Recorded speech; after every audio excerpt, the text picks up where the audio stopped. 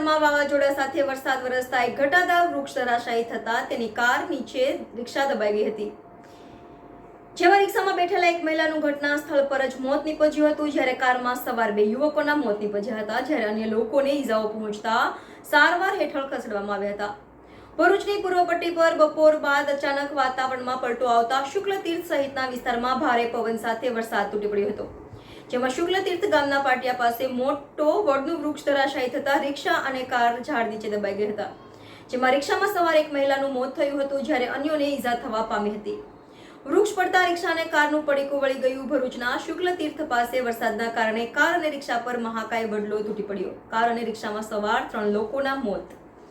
NN news Bharuch. દર્શક મિત્રો, તમારી આસપાસ બની રહેલી અવનવી ઘટનાઓ વિશે જાણવા માટે NN ન્યૂઝને લાઇક કરો, શેર કરો, સબસ્ક્રાઇબ કરો અને બેલ આઇકન પ્રેસ કરો, જેથી આપને નોટિફિકેશન્સ મળતી રહે.